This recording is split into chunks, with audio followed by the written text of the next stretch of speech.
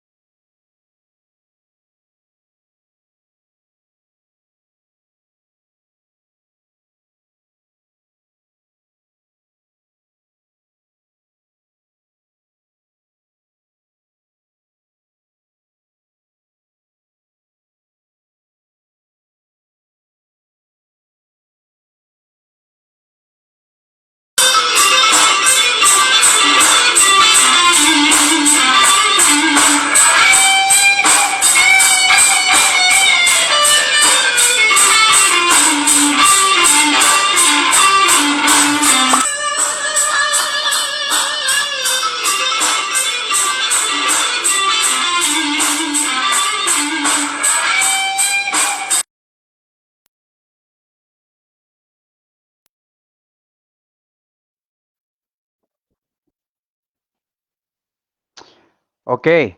Good evening, everybody. This is Guro Tom Peña for FMA Discussion, episode 308. And tonight, I've got a special guest. He's my friend Tommy Joe Moore, who is known as Mr. Bartitsu. And he's also one of the noted people when it comes to World War II gutter fighter. So we always basically run into each other in a lot of combative groups. So it is a pleasure for me to have him tonight and to talk about modern Bartitsu, gutter fighting, and also his journey into martial arts.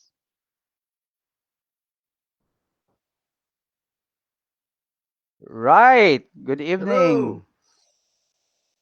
How are you doing, man? Good evening. Okay. It's still too damn hot for a ginger Still, person. But well, if you did yesterday, I didn't die. It's reached new peaks. We're now as hot here as a kind of a midwinter in Spain. That's how hot it is. well, we have to brace yourself. It's gonna be hotter next week, man. You're right. Have you got anything planned for this weekend in this weather? So I'm helping one of my friends. You know him, obviously. Brett. He's Oh teaching yeah. a shooting seminar, and so I'm going up there, and I'm being the bad guy that's trying to kill you before you get your gun out. That's me. Oh, so you're gonna be role playing then? It's great. I just get to be King Kong. I give small little people guns, and they've got to get them out before I Donkey Kong slam you into the floor. It's great. It's a great way to spend a Saturday. That's that's a shame. I actually I could have gone, but I was invited to give a workshop to girls and ladies Mhm. doing self defense. So if I wasn't, I would have actually joined you in rugby. But I'm hoping to see you next weekend. So anyway, Yeah. okay. So good evening, everybody. Um, let's say hi first. So hi, Robert and Eric, Terry from Stockton, and Paul Rachelis. Okay, so good evening, guys, and thank you for joining us tonight as we interview, or as I interview Tommy regarding gutter fighting and modern Bartitsu. Okay, so, and if you got any questions, don't hesitate to write it in the comment box so at least we can address it if you want to. And I do hope that you'll will be able to learn a few things from Tommy tonight, okay? Especially with regards to um, allowing like combatives to become accessible to people as well. Okay, so I know we already had we started last night for you to to basically tell us your journey into martial arts, and which is very interesting.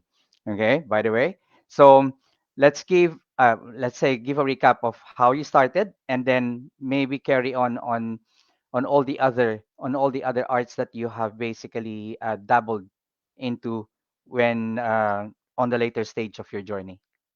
All right, cool. So I'm a ginger person. Life is hard for a ginger person in Britain, and you need to learn how to bust people up early in life. I'm from a travel background, so gypsy background, and that background means that lots and lots of people in my family historically have boxed. Boxing is like a go-to sport for that particular community and culture, and it's also very cheap and a great place to drop off kids and go away and do other stuff. So I've boxed since I was about 5, and I continue to box and compete to this day. So I've been boxing a long, long time, and I was quite fortunate that alongside the boxing, the secondary art I was placed in when I was about 7 is judo. So I was very lucky that from my childhood, early teens, early adulthood, two core strength, two core pillars of martial arts for me have been Mm-hmm. boxing and judo, which is wonderful, really, because the martial arts as they are right now, those are two safe bets. Yeah. If other things can be good, can be bad, you can't really go too far wrong with boxing and judo. So I was very, very fortunate for that. But obviously, as you get older, you want to explore other things and add things to it. So whilst those two were constants in my life, I was always adding extra things to them. Now, a lot of the guys listening to this that are into Filipino martial arts and potentially Indonesian martial arts, they might be aware of a chap called Eddie Quinn. So Mm. Eddie Quinn is a Yep. very good instructor. Yeah. He's now most famous for something called the Approach, which is like a fast track Salat kind of program, if you will, smashing people up in a quick and easy to learn form of Salat. But he was my Thai boxing instructor for many, many years. Oh, Uh, really? yeah, Oh, okay. yes. So Eddie Quinn taught me Thai boxing for a good number of years. And I learned a lot about being a good martial arts teacher from Eddie, in that, he said, if I've kept you safer and put a smile on your face, that's my job done. And Okay. I like that approach. Too much of the combatives community, so much of the fighting community is just tense and angry and worried about threats everywhere, which they are not really everywhere. For most people in the world, you can live a perfectly normal existence without people trying to cave your head in.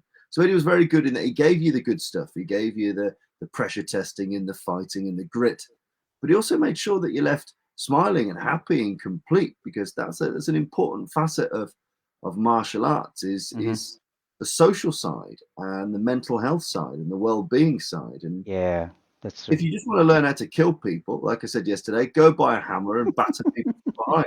Easy. Don't bother learning stuff. You don't need any of that. Just beat them to death with a hammer. If the martial arts should have more for you, but at the same time, they can't lose the martialness. You Yeah. still need the martialness. Otherwise, you might as well do badminton or ping pong or whatever. Yeah, exactly. So there was that. Um, jiu-jitsu styles. Now, as I was getting kind of later teens, early adulthood, what is now known as combatives was then known as reality-based self-defense. Mm. Uh, you imagine kind of Jeff Thompson-esque Yeah, Jeff Thompson. material, Yeah. lots and lots of that around. So I spent a lot of time going to different seminars, training courses, pressure testing days, animal days. And luckily, where I'm from in the Midlands of the UK, that's where Jeff's from. And there's lots of that kind of material around geographically. So it was very, very Yeah. fortunate. So we're doing stuff with Self Defense Federation, Dave Turton. There's lots and lots and lots of different groups. Um, Now, when it comes to stuff that your audience might be a bit more interested in, so some of the things that involve sticks and stuff, sticks and stabbers. Uh, so, Sticks and stabbers. Oh, I like that. so one of my instructors was a chap named Nigel Trotman. He's a Jeet Kune Do instructor, and he's from the Cas Magda lineage, if that matters or if anyone cares. I Hmm. don't care, but it might matter to some of you. Um, and essentially, that's how I got a little bit interested in some of the Filipino stuff. And Nigel was very good in that he was a great aggregator of Hmm. material, in that he would pull together. He was a very good Salat practitioner. who was a very good Filipino instructor via the kind of Inasanto In a cast Santa lineage, yeah, yeah. line. But he'd also pick up lots of stuff elsewhere. So from the Warriors a Screamer line, which people in the UK, Europe might be aware of. Oh, that's And with Krishna Godaina. yes, I think so. exactly. Yeah, yeah, Yeah, yeah. exactly. And also a little bit of Sayak as well via Nigel, which was very, very interesting. So he was quite a good melting pot, and he was a very practical guy, was Nigel. So, he brought together lots of different systems, and he was very keen on very early pressure testing, fencing Hmm. helmets on, smashing each other up, all these kind of fun things that we take for granted today, but weren't the norm, 10, 15 years ago. They just weren't. They were the fringe activity as opposed to the mainstream. A lot of these things Yeah. are today, especially in certain parts of the world. So a lot of time doing Jeet Kune Do with Nigel, and also a lot of time doing Savate, which is a French kickboxing system. Yes, yes. So my Savate coach, Alain Jean Baptiste, which is the most French name you can possibly imagine.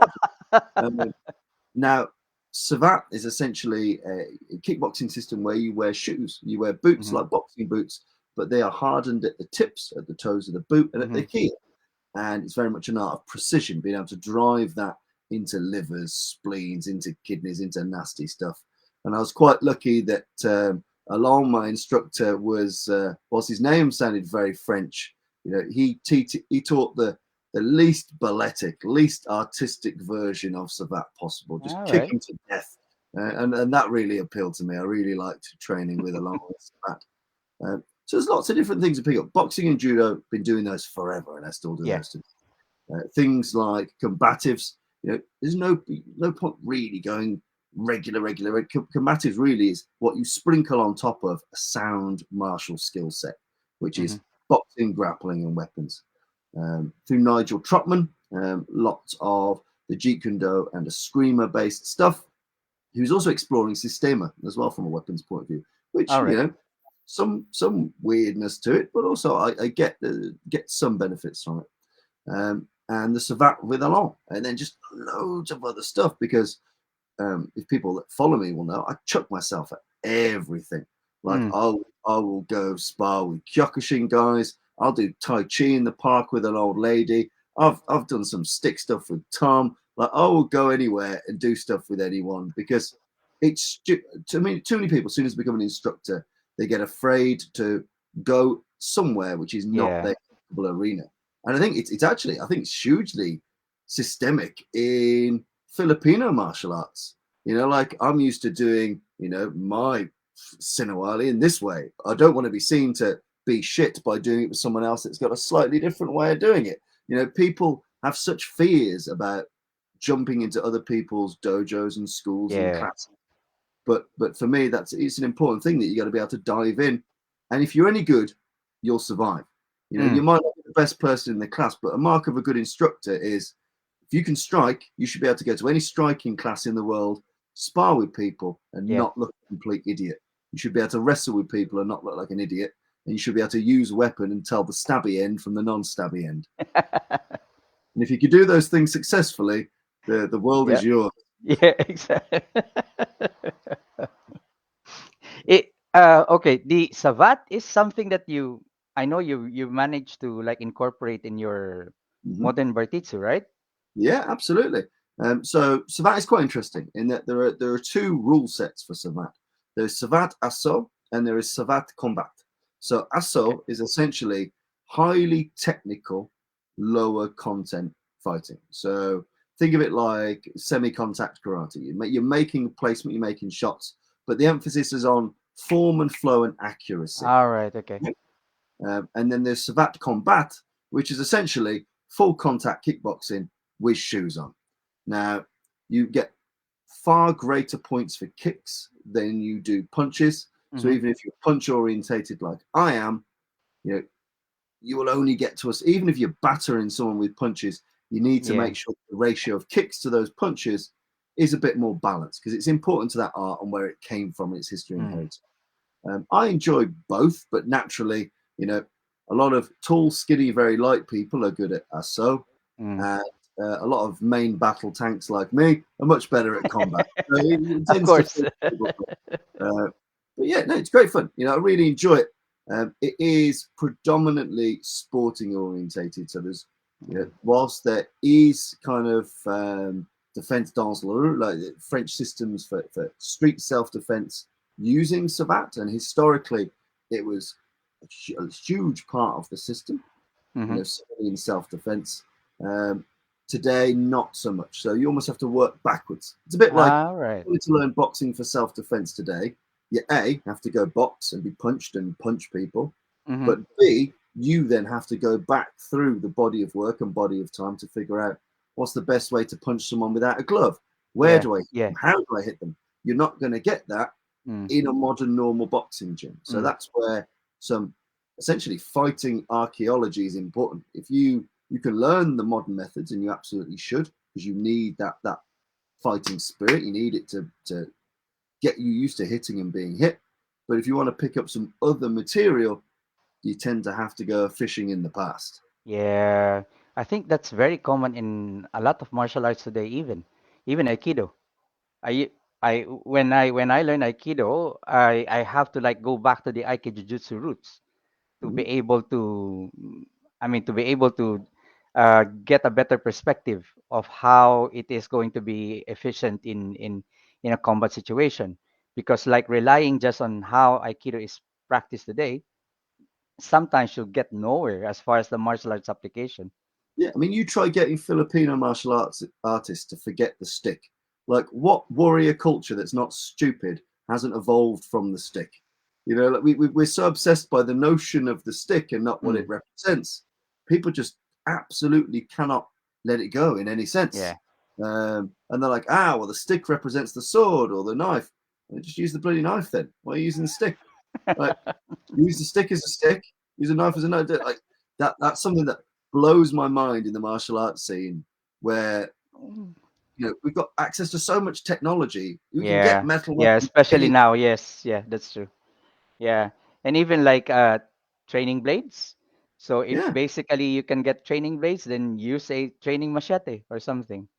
yeah. You can guarantee that deep in some jungle in Mindanao, if they could have got hold of blunt aluminium training knives to They work with would in use training, it. or shock knives, They or would aku. even sharpen it. Yeah, you wouldn't be like, oh no, I'll stick to my fire hardened stick. They'll be like, fuck no, give me that thing. It's cool. That kills 20% less villagers than Yes, the other option. exactly. Okay. Guillem William said, "Hi Tommy, I enjoy your YouTube videos." Hello, Guillaume. And it's funny, that name essentially is the French William, isn't it? So you are William Williams, which is a great name. William Williams. Oh, it's like having like John and Owens. Yeah, he's so nice they named him twice. He's, Okay. So, um, with all those uh, um, things that you learned from Mhm. combatives to different martial arts, is this basically the like your foundation of your modern Bartitsu?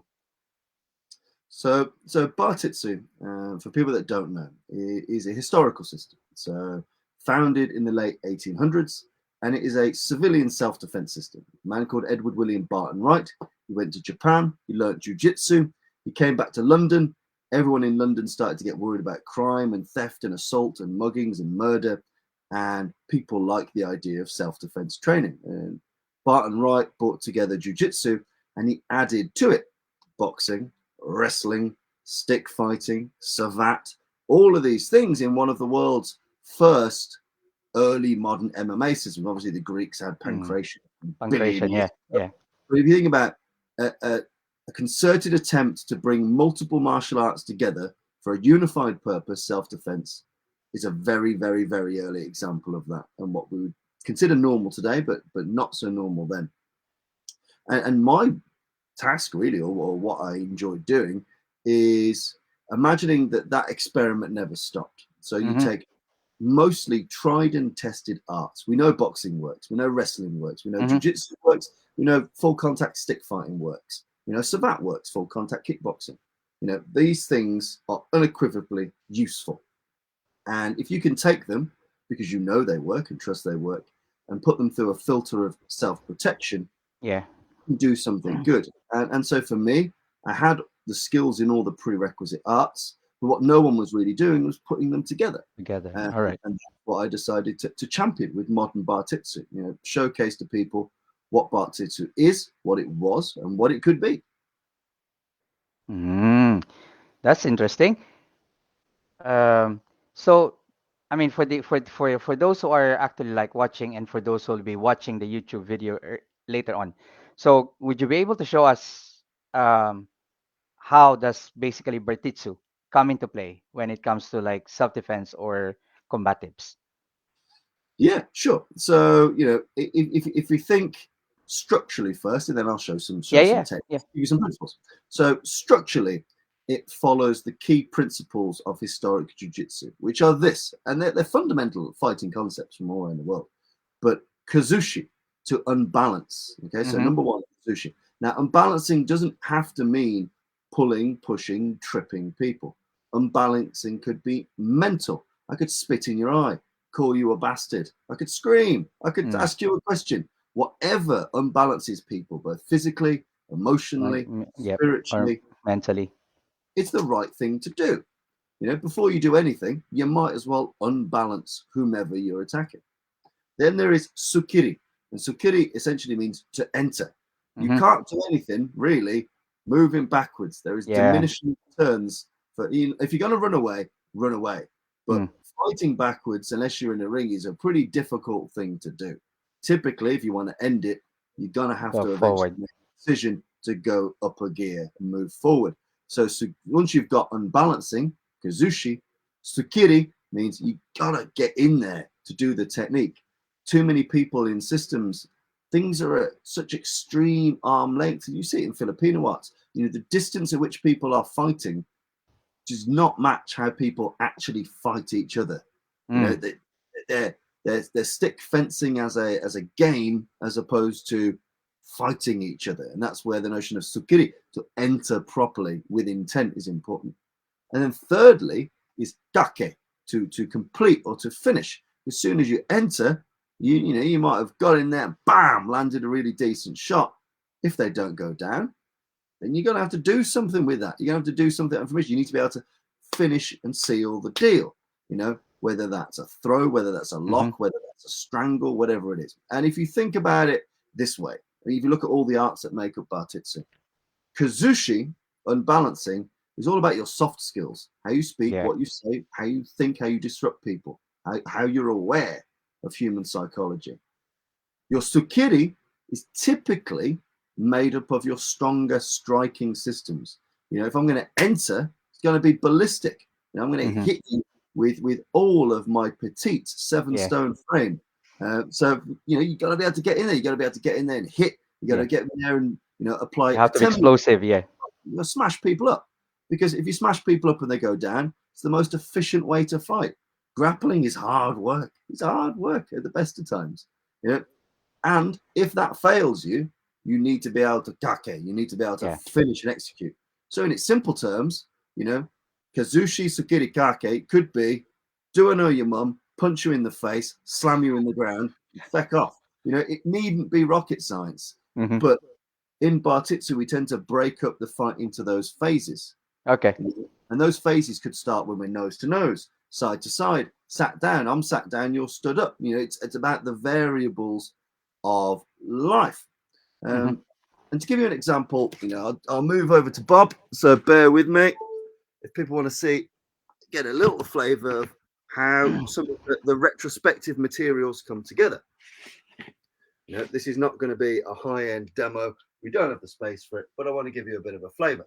So if you think about traditional pugilism, bare knuckle boxing, one of the things you might notice is that hands tend to be like so. So the hands tend to be this way round. Now, there's a couple of reasons for this. That if you don't knock someone out, you're going to end up in a grapple. Now, if you think about this as opposed to this, one of the benefits of this is that if we come to, if I've hit you and I've not quite done the job, my hands are in perfect underhook position from which then I can grapple, I can throw. So a lot of people, there's a lot of bullshit out there that people say Western boxers used to do this And then American soldiers went to the Philippines. Fucking bollocks, complete bollocks. Because we've got records of boxers from the 1700s boxing this way, this way, this way, this way, every single way. You know, boxing is as rich and full of variety then as it was now. It matches the boxer. But if you imagine in our historical pugilism, we might have our hands like this because A, it matches how we communicate to each other. Blah, blah, Mm. blah, blah, blah, blah, blah, blah. It also means that if we do crash, I'm in a position to gain a dominant grapple. I can get underhooks and I can slam, throw, control the waistline. Really important. Another thing we note from bare knuckle pugilism is the act of milling. Now, milling is having the hands in perpetual motion. So if you imagine old school boxers and you see things like this, these kind of circles, these Yeah. aren't these aren't because people are stupid. If you imagine a car going at 10 miles an hour to 30 miles an hour, or a car going from Mm. no miles an hour to 30 miles an hour, if your hands are already Keeps in on some moving. degree of motion, speeding that up Mm-hmm. is much, much easier. It's much more rapid. The acceleration is much more acute. So Mm-hmm. you've got those types of things. So even if you think in a very basic level, what could we take from early bare knuckle boxing for Yeah. modern self-defense? Well, we know that in palms up, we've got really good underhook position. If our hands are always in some degree of motion, going 10 miles an hour to 60 miles an hour is much faster than going from a still static start. Even if you're like, stay back, I've got a solid fence. You know, humans are really good at jerky movement. If I've gone from this to a jerky movement, human will react. It's called the sympathetic Mm. reflex. Yep. I go, whoa, you go, whoa. That's just how fighting works. If your hands are already moving and then you do something, it's much harder for the human eye to pick up and for people to respond to. So if we just break down one part of Bartitsu, which is taking bare knuckle boxing and bringing that relevant, we've got immediate underhooks because our hands are here. Our speed is a little bit better because we're getting used to being able to fire whilst having a milling motion. Now, Mm-hmm. we're not boxing for rounds. People that boxed for rounds, bare knuckle, they could afford to stay here like this. We have to practice it from conversation. But the act of milling is still the same, whether we're talking or whether we're fighting. And then just to give an example of instead of a jab, you know, if we're talking normal Western boxing, bam, bam, bam, normal jabs, they're transactional. They're hard Mm. to aim because you're moving them fast, they're rapid. There's no real such thing as a jab in traditional bare knuckle boxing because you just smash your hands up over the Yeah. face. But there's still lead hand punching. So they've Okay. got some the lead off. So you would launch the hand out like so, and the shoulder raises to the jaw. So if we're here, bang, your body weight drops, your lead hand goes forward, and if you sympathetically react, there's Yeah. something in my jaw, so I don't get Mm. knocked out. And even if you hit me from the other side, I'm still not getting knocked out because my jaw does not shake against that. So best case scenario, they hit here. Yeah. Worst case scenario, they hit here, and yes, it hurts, and I'll lose some teeth, and it'll ruffle my beard, but I'm not unconscious. So if you take very simple principles, bare knuckle boxing, underhooked hands, always in motion for milling, firing in that lead off, and using a vertical fist, because bare knuckle, most human hands, if we hit something horizontally, these pre-knuckles here stick out. There's a bit of an angle here, Yeah. That's true. and it will hit those shit knuckles before it hits the good ones. Soon as you turn that to a vertical fist, the big knuckles will hit first time and time again. And this is how all bare knuckle boxers hit with vertical fists. Yeah, big, and it's their job. You know, it's not like there's great life insurance options on 17th century bare knuckle boxers. You break your hands, your career might be over for good. So it's worthwhile listening to those people because Mm. that was their entire job. That was their Yeah. entire livelihood. So that's an example how we take some of the different techniques from Bartitsu, from pugilism, and bring them together for modern self-protection. So I can start to use that as a way to put body weight into a shot, to be safe Yeah. against a reflex, to penetrate into a target, and to make sure I hit them first. You know, that's just one simple little example of how you can apply historic principles and get benefits for them today. It's actually interesting because a lot, most of us basically when we basically think about like the jab or a lead lead punch. You're thinking of it when that you're wearing like a glove. Yeah, But of course, outside, it's different mechanics.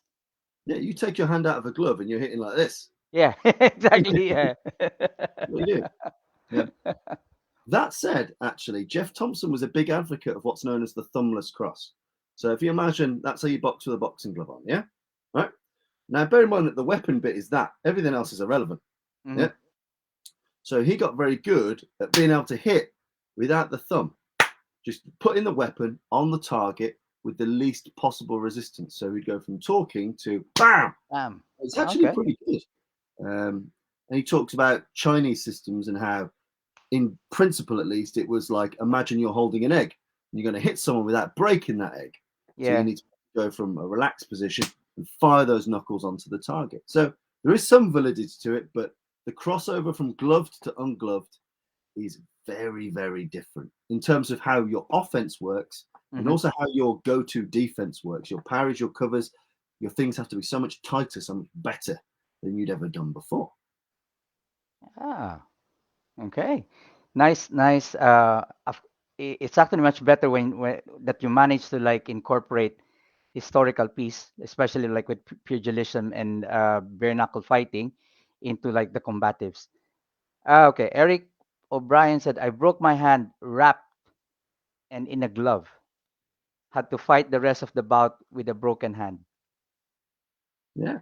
And that happens. People tend to forget fighting is a game of damage. Mm, Fighting is more like Street Fighter than people would care to imagine. You've only got a finite capacity to give and take damage. Both parties will take damage, and your job is to deplete his bar before he depletes yours. And so, yeah, it happens, doesn't it? You have to mm. fight. Sometimes you have to fight with a broken nose, broken hand, limp. You got a bellyache.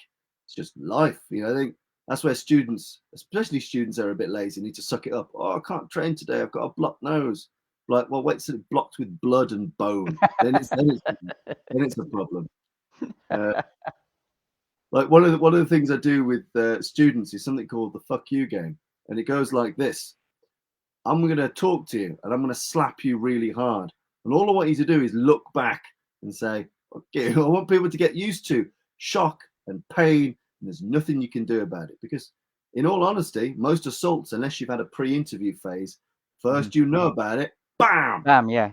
yeah, you Mm, were talking to your wife, and suddenly now you're spitting teeth. You mm, know, you've got to get used to sudden, abrupt pain yeah, and be on. You've yeah. got to have that on switch, and you can only earn that by being hit Mm, and not falling apart. mm, And I think that's whatever system you do, you need the resilience, the emotional resilience to not be crushed and broken. And that's why, if you think about all wars and most soldiers, working class people tend to make the best soldiers because they're used to life just being tough and yeah, taking yeah, damage and taking yeah, pain. If you spent all yeah. day working in a horrible factory or digging outside all day, Mm, pain is a little bit your friend. And I think, yeah. Both emotionally and mentally, you're already like somewhat like there. You're yeah, prepared. Yeah, and yeah, and again, to take it back to like Filipino martial arts, you could take Gary the accountant and you could train him in every way like a warrior from Mindanao, but he's not had the life of that warrior from Mindanao. He's not lived in that place and had that life and mm, earned that pain. And so you can collect techniques in anything and get yeah, pretty competent in any. All humans are pretty good. Soon as they've got a competent instructor, you can learn techniques dime a dozen, dead easy. But the spiritual and mental attributes you need to not fall apart, you know, that's something where instructors today, I think, really need to work hard to recapture in mm-hmm, people. mm-hmm. Like I was saying in the video yesterday, the Chinese call it eating bitter. Everyone needs to eat bitter. Fighting's unpleasant, and so there should be some unpleasant in your training. If there's Yes, not at least a spoon of unpleasant, what's the point? yeah, that's true. It's not genuine. Yeah. Okay. Eric has a question here. How much mitt work and bag work do you have in bare knuckle, or do Yeah, you do in bare knuckle? yeah. So absolutely, the main thing is never training soft on soft. So, for example, if I've got a glove on and someone's holding a mitt, that is a soft glove and a soft target. And that doesn't do much for my wrist alignment. It doesn't do much for me understanding bare knuckle mechanics. But by the same token, most historical sources don't really go into great detail about things like fist conditioning. It's not really a thing. You can mentally condition yourself to take in the pain, but really your bones don't get particularly amazing if you smash hard stuff all day like Mm. you're auditioning for Shaolin. So my rule is, yes, you should absolutely do some knuckle on knuckle sparring, but lower the contact levels. But if you're just striking mitts and striking pads, just make sure you never have soft on soft. So you don't have glove and bag. You might have bare fist and bag. Mm-hmm. You might have mitts on, and then you might strike a slightly tougher, slightly harder target, but never having two soft items colliding. And also All right. gives you a great illusion of power. If you think of like striking a mitt and you go, whoa, the acoustics of leather on leather make your punch sound phenomenal. They make you feel you can hit really hard. If I was to say punch that side of beef and it goes, it doesn't sound as good as it does on the focus mitt. The acoustics trick you. And soon Mm-hmm. as you get great acoustics from leather on leather, and you go, yeah, you Yeah. think you're the boss. But that's sound, that's illusion. So learning to separate the theatrical sound from how hard you can hit is also a really good tool to have. And that's where unorthodox striking surfaces really matter. One of my favorite ones that I use, it's called the slam bag. Essentially, it's a big leather bag. It's full of lead. It's full of lead shot, like shotgun pellets, big chunky shotgun pellets. And so the leather essentially acts as the skin element, and the kind of compiled lead shot work as the harder kind of bone gristle element. So you get used to it. It gives you a bit of nasty feedback. If Mm-hmm. you don't hit it right, it's going to hurt a little bit, but it's a lot more forgiving than say Makiwara training that doesn't really replicate what a face is like and how it works. So I like to use the slam bag for all sorts of things. Grip strength. You've got to have good grip strength, especially in a weapon arts. If you don't have good grip strength, you might as well give up because the weapon will come out your hand as soon Yeah, as you that's hit true. any distance. That's Same true. with bare knuckle fighting. You need to be able to have good strength in your fingers and good strength in your wrist. And that's just about grind and graft, hitting stuff and being hit. Mm-hmm. How much was it pellet have you got in that? About Hundreds. half? So, oh God, if you imagine that's got to Oh, be about. about one third. Yeah, it's about one third full, so that's got to be 300-400 pellets, something like that. But if people are interested in the specs, I'll send them to you, and then go to any kind of shoe worker, leathersmith, lead shot, slam bag. It's great. Just boom, you can practice hitting and gripping. Ballistic grabs, elbows, boom, forward, whatever you're going to do on the move. It's quite a good tool. So I really like these slam bags. Ah, that's a nice tool for training. Yeah, absolutely. Okay, so you have basically started explaining to us what modern what is Bartitsu is as far as like in relation to pugilism, but you also have like weapons Yeah. in Bartitsu. So what are the typical? I would say what are the typical weapons that you use So, that you train for in Bartitsu? so canonically, so that means like historically and in the Yeah. sources, it's a weapon much like this. So it's a ball-headed cane, essentially. So it's a long cane because it's a European cane. So it'll typically come up to near about belly button height on most people. You imagine some of them are flexible. So malacca. So some of them had flex in them and had the ball head, and some were made of a hardwood, like so. So if you imagine you've got a weapon much like this. Mm. Now, if you imagine a useful thing about this, is it's basically a mace. It's not a stick because this is very, very Yeah, long. it's a mace. Yeah. This is very, very strong. It's long. You can hit someone with any part of this stick and it's going to cause some really serious damage. And what's interesting with Bartitsu is the culture of the stick is that there is academic stick fencing. So, you're a gentleman, I'm a gentleman. We'll have likely fenced and we'll have likely stick fenced. So we would have done formal fencing with fencing masks on and we'd have used the canes like so. And Bartitsu is very, very adamant in pointing out there is a difference between fighting with a stick and fencing with a stick. Those are Mm-hmm. two entirely different things. So when the stick is being used in earnest, there's a lot more two-handed grips. If you imagine, I've got a two-handed grip with this. Can you imagine the force Yeah. you can get with a swing with something like this? It's very, very easy to do. You know. So use of the cane. Now the reason why the cane for historic Bartitsu is this: it's the Victorian gentleman's everyday carry. You walk in the That's the park, EDC. Yeah. EDC of its day. It's not that it's particularly cool to have a stick. It's that you had a stick. Mm. That's what you want. You know, walking in the park, going to the opera, going shopping on Pall Mall, wherever you were, if you're a gentleman, you had a stick. And so it's already in your hand. It's already better than hitting someone with your hand because it's a big lump of metal at the end of a hard bit of wood. You'd be an absolute idiot if you didn't train very much with one of these because it's on you at all times. You know, you don't have it. The only time you don't have it on you is when you're in your own home, and in which case it will still be accessible to you. But you know, for the average gentleman, this is the everyday carry of its era. Um, Mm. the techniques of Bartitsu, using the cane as well, you know, it's very much about finishing the job. So everything comes at height, everything comes from higher angles, you know, everything's about being on guard. So the stick is always, it's always in your face like a wasp in the car. You're always having to think, is he going to smash me in the face with this stick? There's no, say, open or closed or Yeah. anything like that. Nothing's tight to you. It's aggressive and forward. It's this is a stick. It's in your face and it's at Yeah. In height your face. Yeah. Yeah. because it's about the crushing final blows. You know, this is a very long lever. So with a simple turn, you can bring that down with really good hammer-like force. And it's also very important in Bartitsu to be able to fight omnidirectionally.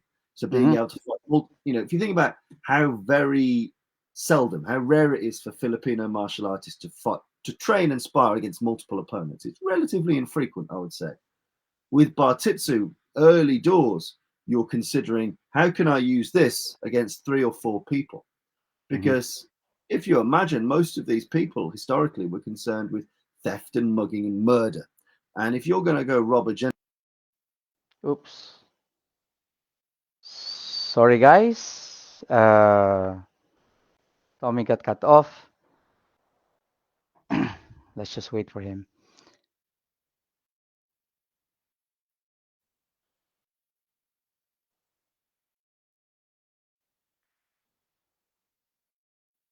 hello, Hi. Yeah, you got cut off, man.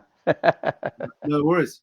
So what I'm saying Yeah. is that you know if you're holding one of these and people are attacking you, they're going to come in multiples. There's going to be more Mm-hmm. than one. So from the get-go, from day one of training, you're already considering 360 use of this cane. If I'm fighting from someone at the front, how can I rapidly hit the guy behind me, or to the left, or to the right, or straight on? Mm-hmm. How can I fight people that are trying to take this off me seriously? You know, because odds are in the occasions where this was used historically, I've got a cane because I'm a gentleman. The group of people attacking me have probably got short knives, cudgels, Yeah. blackjacks. So Yeah. you got to use the weapon's attributes as you know. The weapon tells you how it should be used. Anyone that's decent with a weapon can pick it up and go, that's Mm. telling me. You know, historical, you know, even like Viking sources, they say that it sings to you. And what they Mm. mean by that is it just tells you, you know, if Yes, you've it got tells you. things holding a weapon, it tells you this is what I'm good for. Use me this way. And when you pick up, say, a Bartitsu orientated cane like this, you pretty much know exactly what you need to do with it. Big power shots using the crushing power of this with the leverage that the stick affords you. And because Ah. why would I want to fight you close range with this when I can break your skull from, you know, I'm a tall man, so I can break a skull with this from 2.5 meters away. You know, Yeah. you've got to be able to use it well. Uh, Yeah. Oh, would you be able to do a demo with Bob? With with yeah, how sure. you use this? Yeah. And while you're doing that, is it correct that you were asked to advise in doing a fight choreography using a stick in It was indeed in Kingsman, in the latest Kingsman, Kingsman? Yeah. the King's Man. Yeah. So a guy called Bradley Allen, who's now passed, but he was a stunt choreographer at the Jackie Chan School of Martial Arts. How cool is that? Oh wow. And he's done stunts and fight choreography for tons and tons of film. Bradley Allen.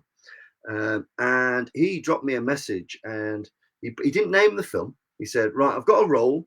It's set in the early 1900s, and this is the character. This is how tall he is. This is what he's fighting with, and this is who he's fighting. And I want something with a Bartitsu flavor. And the guys were with us, me and Chris, who some of you might see from my book. And we basically had to work from that spec sheet. And so I go through all of this with Bradley Allen, and we spend the day showing them how the Bartitsu could work. And then I didn't think much of it. I didn't know what it was for. And then I found out that Bradley Allen was doing or involved with a lot of the stunts and a lot of the stunt choreography for Kingsman 3. And I thought, oh, this is really interesting. And then when I went to see it at the cinema, and then I saw it was the moves for Ranulph Fiennes, one of the major fight scenes in the film. I'm like, that's some of my stuff, which is really cool. It's really cool, yeah. So I'm limited for space here, so I'll just kind of give that's fine. Simple. So a lot of this is about making sure that you're in a raised guard. So a guard like so. And the aim is to make sure that my hands are pretty much out of reach of what you can do to me, because the hand is elevated back. So it's back and high, allowing me to turn and roll the stick. I can do two hands and use the stick. I can thrust and use the stick. If I need to, I can use the back end of the stick, like so. But a lot of the Bartitsu is being unbalanced, raised hand drawn, and then being able to thrust to a strike or to a thrust. So it's very much about this hanging style guard. So if anything hits this, you can use that to rotate on the axis and strike. With three main strikes, it's about being what's known as armed. So I'll give you an example of an arme. So to arme means to arm, to prepare. So it may well be that a strike's coming forward, you lean back and put your fingernails to where your ear is, like so. So if you imagine step one, I'm armed. And now from here, I can thrust. And I've also got a really big... Oh, sorry guys, got cut off again. William, so one of the things I like about the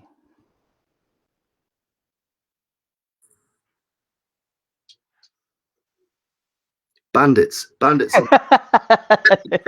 to give a very simple example of arme, instead of just moving backwards where I've got no positional advantage, you might move backwards and withdraw here, and then use this coiled notion. You are drawn back to explode forward or to swing forward with swing forward.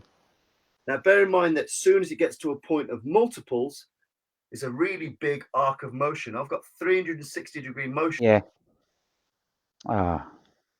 One of the... Sorry, folks.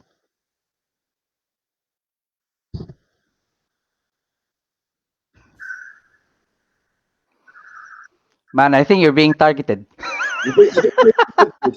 Or you've got a cheap version of the software, knowing you. But as people can see, it's about making sure that you are thinking multiple opponents first. Yeah. Using the weapon as it should. So this is a slightly different cane, but people can see this is a carbon fiber, more modern. I think I have this. I have that kind of cane. Yeah. So, yeah, I do. And typically with a thinner cane, you'd use a saber grip. So use the thumb to align how you're using it. You can't really use it in a hammer grip. You're using a saber grip. And then when it comes to close range, it's then when you redact the cane and you use techniques more common to Western bayonet fencing. So how do I parry and riposte? Yeah. Soon as the range closes down, how can I make sure that I'm using this in a bayonet style fashion, which would have been very familiar to people? But in reality, we don't want to stay there too long. We only want a bayonet fight with this long enough to get back to using as it should your be. Range, Extreme range. So this example of a Bartitsu cane, predominantly all out of a high guard. And there's only really 3 useful blows with a stick like that, because you're hitting on top of the head or either side of the head. Anything else is pointless. Attacking a hand with a fast moving weapon like a thinner stick, absolutely you could. But using a big heavy object like this, being able to hand snipe isn't a massive option. The idea with something like this is to crush To skulls. crush the head. Yeah. And if your Crush arm the gets in skulls. the way, crush that too. But you're always aiming for the head. And a bit like fencing, the Hmm. opponent should always feel that they're on guard, that something Yeah. is going to come at you. And that's why Yeah. the point of this is always in your grill. It's always threatening you. Mm. Whether it's a short, sharp thrust or a big, meaty swing. Also, by having you on point like this, it's very difficult for you to tell the length of that weapon. Mm. Always this way on you, you can't really tell if I'm holding a small truncheon that's this big Yeah. or a Or a long huge thing. one. Yeah, it's a Yeah. difficult Yeah. thing to gauge. It's really difficult. Yeah. It does at some point reminds me of uh, Japanese arts when you use the Yeah, staff, and also the same positioning as, when you use that sword in that position. yeah, And the training, basically, when you use a Japanese weaponry, you're practically training to use it on not just one angle or not yeah, just one side. Be able to use it in 8 sides or even more. exactly. And things that are So very common are things like moulinets. So a moulinet is a circular motion with the wrist. yeah. Moulinet like a windmill. Yeah. So the idea that if I'm going to attack you with, say, a moulinet, an angle like this, I attack you with two or three of them, knowing that the first one you're probably going to put a stick in the way. The Mm-hmm. second one, I might have knocked the stick out of the way. I'm going to have to crush your forearm, and Your on the forearm. third one, I'm going to crush your skull. So a lot of it is about, if I use a shorter weapon, just for the example here, I The use the demon. Yeah. shortest weapon on my desk. This kind of thing, right? So if I'm firing a moulinet, first one knocks down the stick, Yep. second one crushes into your forearm, third one takes your skull. So everything's in multiple moulinets, always whipping. It should always be knocking stuff out the way, but everything should be aimed at your head. If your hand is in the way, tough shit for your hand. But you never really Sorry. hand snipe in Bartitsu. It's Okay. always like skull crushing. Yeah. I mean, That is more important, the the characteristic of the weapon actually lends you to that kind of mindset and usage. Yeah, the weapon Yep. That. tells you what it wants to do. Mm, It doesn't want to be exactly. fencing. It wants to be crashing. It wants to hit you Yeah. like Mjolnir from Thor. Yeah. That's what it wants to do. Um, Okay, we've got a reaction here. One of the things I like about the Vijnikane Vinny, method, Vinny cane method, is it focuses on the use of the cane as opposed to using it as a sword. yeah, he's quite right. So a lot of the guides at the time, so a lot of the lacan, the use of the cane for a gentleman would essentially be like a thin garden cane, and it's very much an acrobatic display. It's I jump, I leap, I hit you, Mm-hmm. but Mm-hmm. it's a thin cane that doesn't carry any weight or power with it. It's more like a whip. Yeah, Mm-hmm. it's a very thin, flexible cane. And so a lot of the guides at the time was that because it's a great way for gentlemen to pass away some time and feel like they're doing a fighty thing. But it's nothing to do with, you couldn't use a proper cane in that way. It just wouldn't move. So the great thing about the Vigny cane is it says, you carry this everywhere, fight with that. Don't fight with a skinny version of that, Mm, fight with that yeah. because that's what you got. That's what you carry every day. And so in my modern Bartitsu, I take that same principle now every day. I don't carry a cane like that. So my focus on the cane is markedly less than it would be because it's not an everyday carry for me. Yeah. But I do tend to have backpacks, pens, phones, stuff that we all have. So to honor that tradition of using the things that you carry every day, I spend a huge amount of time smashing stuff up with my fake phone. Actually, not just thinking, oh, I could use this pen like a Copperton, jabbing Mm. it properly into Jab it properly. Yeah. people need to feel what it is to penetrate with a weapon and feel that stickiness, that Mm. getting some resistance on it really matters. So Mm. meat training is a really useful tool if you're using bladed weapons or if you're using pointed weapons. It might have an edge, but it will have a point. These are really important things because it doesn't behave as nicely as it does on a bob or against a suited up person or against a nice round fencing mask. So Yeah. it's important to feel what it actually does when it When meets. it basically penetrates. Yeah. Yeah. Um, Yeah. Because I think a lot of people, yeah, if you basically like use it against Bob or use it against something that won't allow it to penetrate, it gives you a false sense of feedback when it actually sticks into something and you find out I can't just pull it out. It's like people that have only ever hit a punch bag or mitts. Mm. Soon as the other person starts moving and they spar, they're like, "Well, this isn't going as planned. Yeah, I'm nowhere near as good as I sounded before. What's going on?" Yeah, You know, yeah, that's people true. move. People don't want to get hit. Don't want to get stabbed.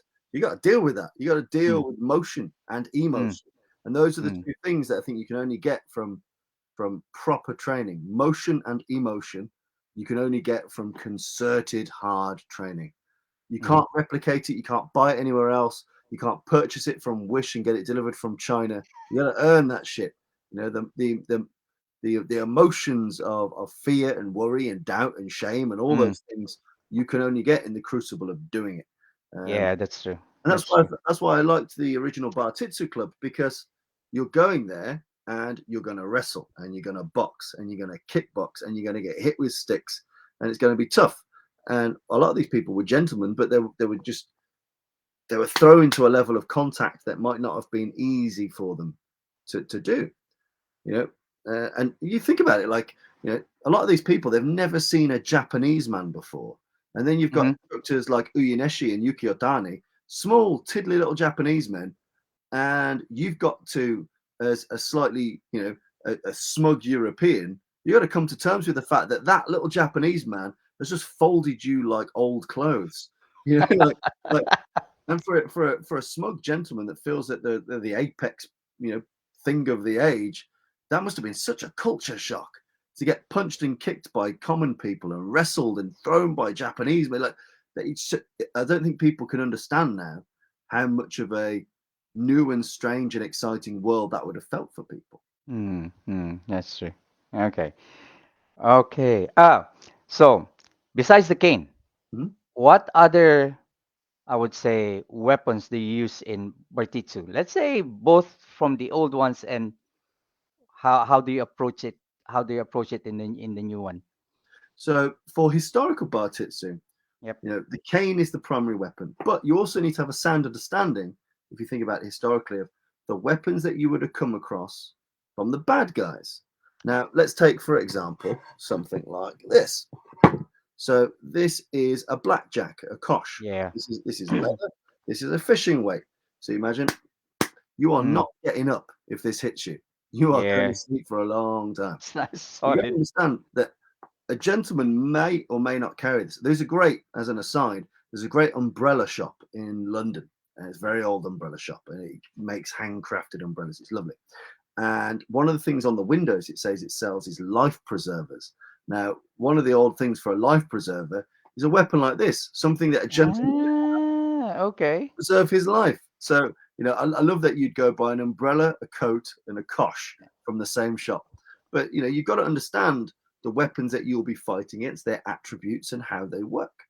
Mm-hmm. So, whilst, historical Bartitsu, the people on the good side are historically using a cane, you Mm-hmm. need to understand weapons like this. Knuckle dusters, I've got knuckle dusters over here, blackjacks, koshes, blades. Street weapons haven't changed much in 1,000 years. Bad guys nearly always use short, sharp blades, Mm, short, heavy, blunt objects, or something to put on their fist, yeah. or they put something heavy in something flexible. And bad guys have done that forever because it's Yeah. convenient, it's easy to hide, and it's fast, and you don't need much training in deploying any of them. So we need to make sure that we're trained in how these work and how they're used. If you get it off someone, you need to be able to use it. If you can get that off someone and you had no other weapon, you want to know how it works. And also, if you're facing this, you need to understand, you might feel quite smug if you're the guy with this, fighting the guy that's got this.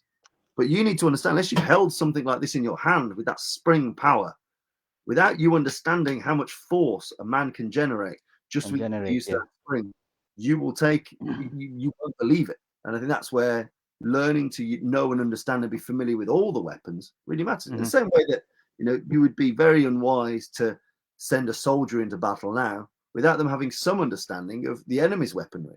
Yeah, You that's true. can learn to use your main battle rifle all you like, but Mm-hmm. until you've sat behind earth and felt, AK-47, 7.62 rounds hitting something, monster round, until you've felt that, how are you going to respond to it? You know, Mm. if you're only used to what you use, Yeah. other people use will come as a great shock.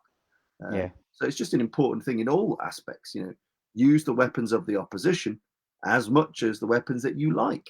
Mm. And sometimes it's an uncomfortable pill to swallow because people are like, "Oh, I love the balisong," or "Oh, I love the pinute," or they love whatever. But if they're more likely to get cut up by a box cutter or a Stanley blade in the Mm. Mm. A Stanley knife, yes. spend some time learning that because you otherwise you're wasting a lot of your time. And if people historically were facing those weapons today, that's what they would focus on fighting. Mm. We tend to romanticize weapons and we give them characteristics and names and feelings, but they're emotionless. They're as cold and dead as a shark. You know, they don't have any loyalty to you. Soon as someone takes it off you, it's not That's it. good like, don't stab the ginger one. He's my friend. No, no. So got to understand they're just a tool, and Mm. having Yeah, favorites that's is true. nice Yeah. but dangerous. Okay. So, um, earlier on, or even I think even last night, we started talking about uh basically incorporating like boxing Mhm. and use of weaponry. So, like for example, you're holding like your blackjack. How do you incorporate like your boxing into it? Yeah. Well, I mean, to be honest, with a short weapon, it's a no-brainer. To be Hmm. honest, because the delivery mechanism is the The same, same. launching it's the same, whether you're doing, you know. Now, the only things that really change are hooks. You can still box with the weapon in your hand as a loaded fist. So, first thing to get comfortable is how do I hit people holding stuff? Now, for me, this is not so much about if I was holding this, me punching you, but it's about me getting comfortable that if I'm holding my mobile phone, or if I'm holding a bottle of beer, or if I'm Hmm. holding my keys, I still need to be able to deliver a decent shot. So getting used to what's called an uncomfortable fist load, things that are in your hands, because people tend to attack you when you're task fixated, when you're paying for stuff with a card, Yeah. when you're Yeah. finding your car, your car where you parked it, you're trying Yeah. to get the beep and find the lights. That's when people are going to attack you when your mind and your body are somewhere else.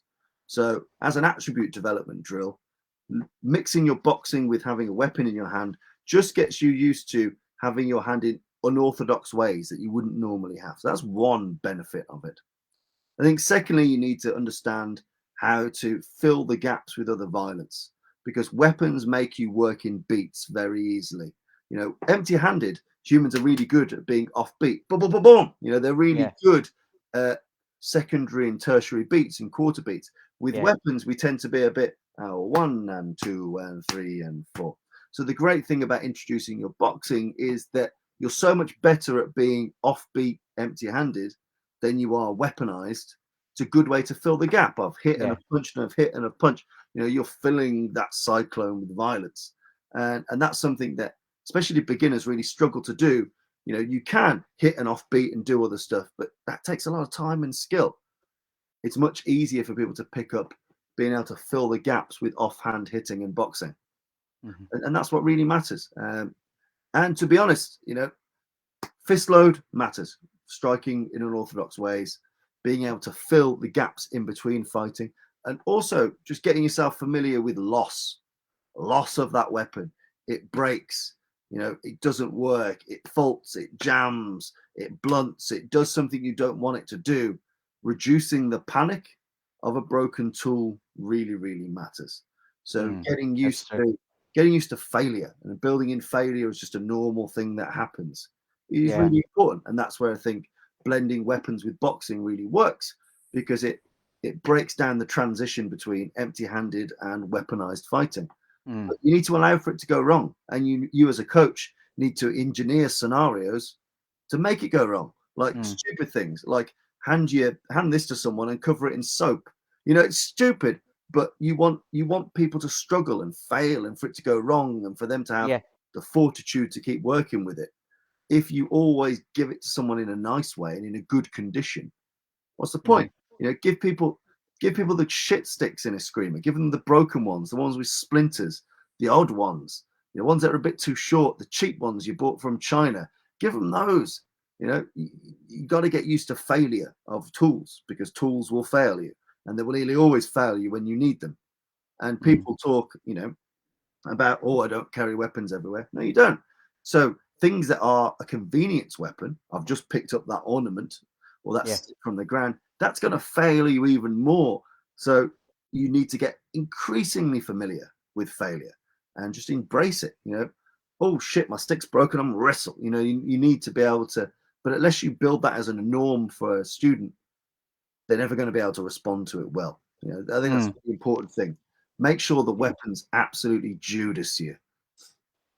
Yeah. You don't get that major hang up when you lose your weapon. So sometimes that happens. It's like you attend more to like that emotion that I lost my weapon's broken, I got this arm from my weapon, then you can't do anything now. Yeah, it's Yeah. childish, and it makes you fixate on things that Mm. aren't important. The fight's important. The stuff is stuff. My weapon, your weapon's stuff. Yeah. You got to be mindful of them, but you can't be obsessed by them.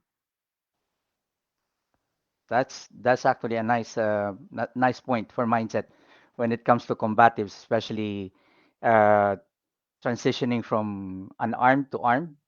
Yeah, So which is really important. And like what you said earlier on, it is important for you to know how to fight empty hand first until you manage to draw your weapon and be able to continue fighting if your weapon fails you. yeah. Most people in the civilized world don't walk about armed. Let's be honest. Yeah. Most people in most places around the world are not routinely armed unless it's their job to be armed. If it's your job to be armed, typically you'll be armed in a certain way, and there'll be rules and regulations and training and processes that relate to, say, your kit belt as a police officer or Mm. as a soldier or what have you.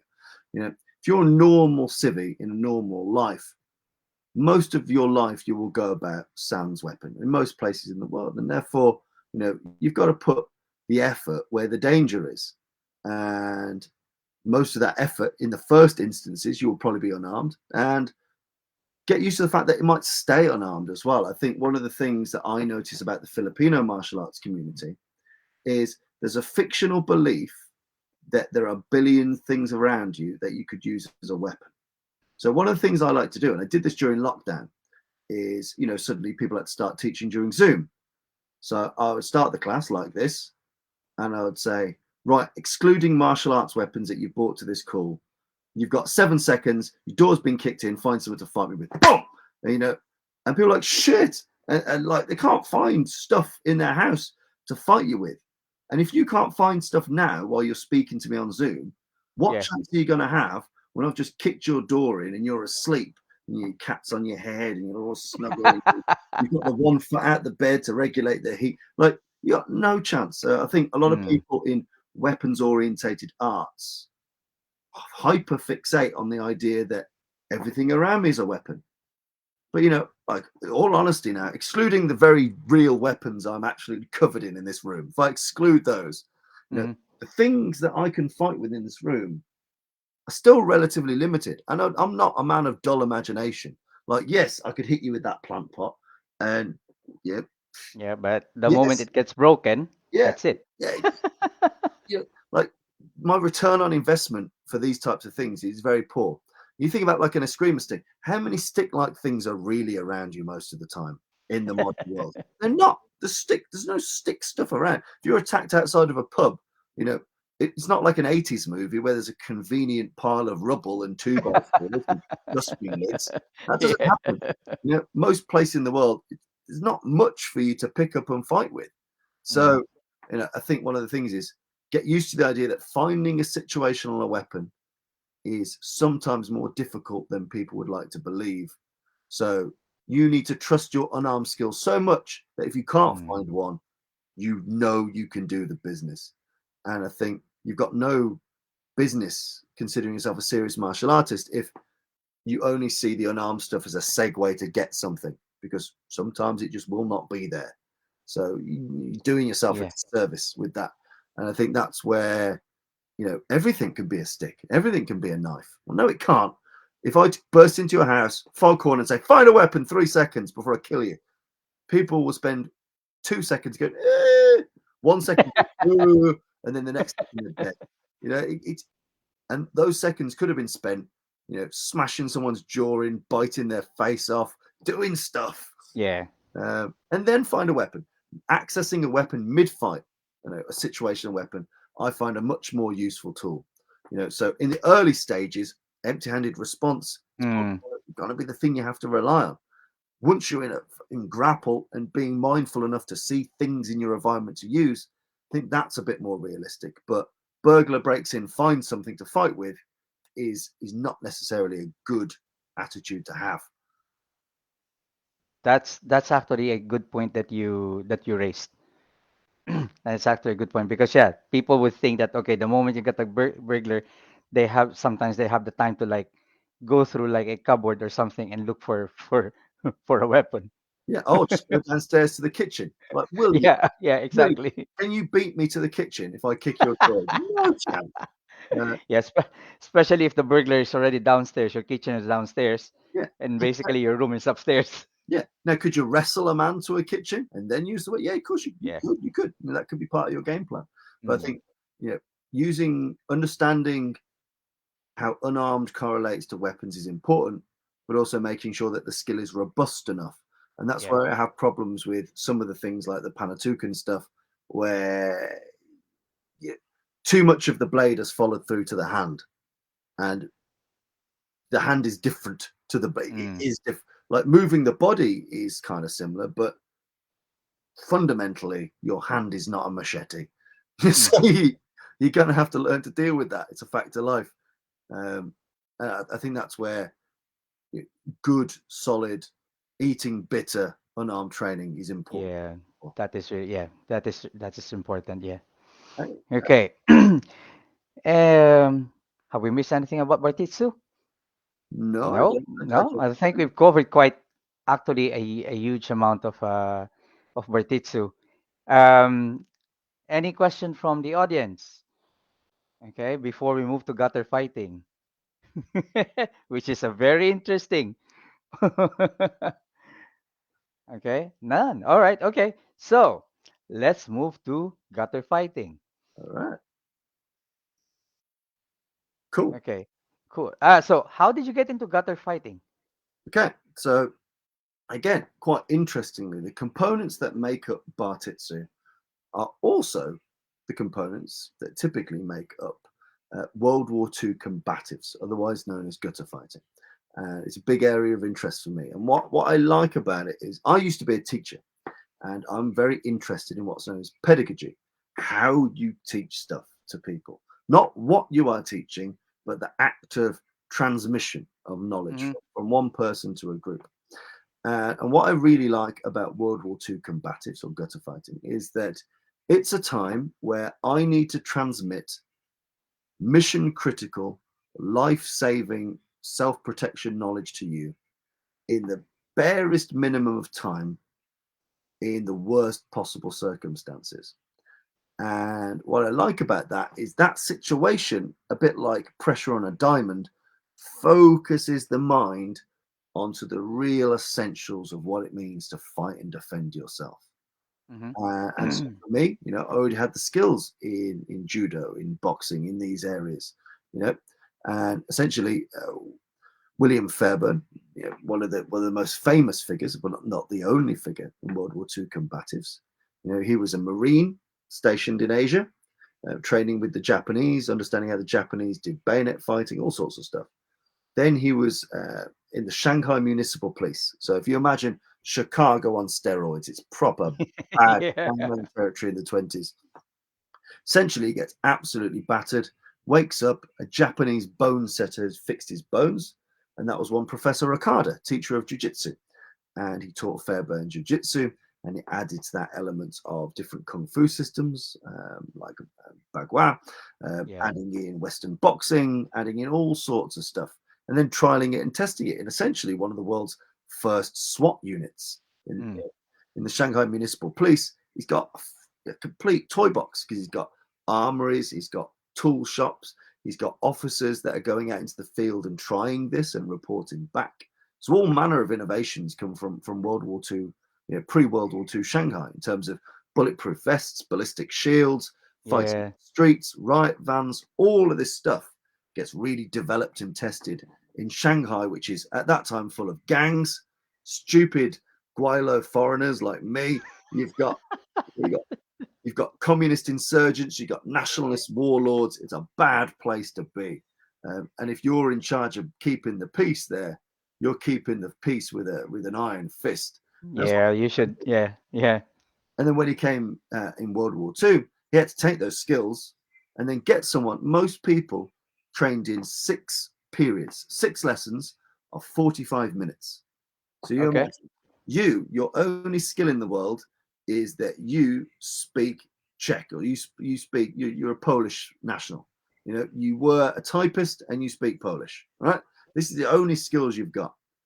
And I've got to get you ready to defend yourselves, especially in situations where it's espionage, like the Special Mm-hmm. Operations Executive. Yep. The SOEs. Yeah. Yeah, with nothing really, with your bare hands and the stuff you can find around you, 9 times out of 10.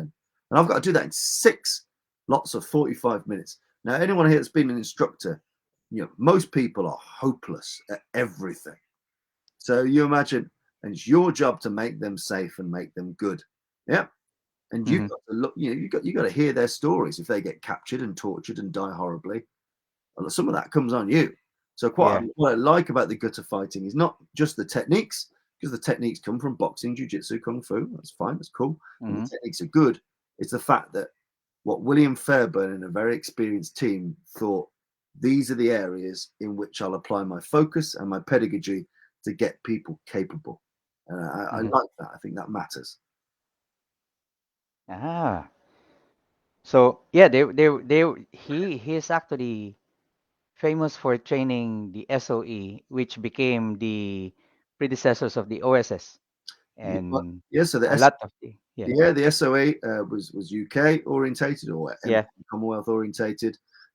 The OSS, American, American, yeah, then later to become the CIA, but CIA. absolutely shared training methodologies. You Mm, know, they took a whole lot of training, including Fairburn himself. In 1942, he went over there to train their yeah, guys, and yeah, Sykes stayed in the UK, and the instructor Cadre there. So mm, spread all around the world, and the act of the arts of gutter fighting, and yes, use unarmed, use of pistol, use of stick, use of knife, use of situational weapons, all those things spread across a huge number of units, from mm, commando style units to home guard. There's footage of the Navy learning it for some reason. You got a huge wealth of people and intelligence operatives like the SOE. And all mm, those people have very different skill sets, and you need something that resonates in their minds over mm. very often 6 lots of 45 minutes.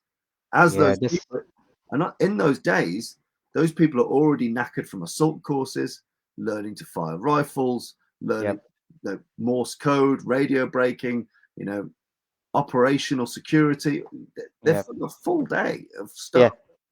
You got 45 minutes to give them some fighty stuff with, what could be a female Lithuanian radio operator. That's what you got to do. Mm.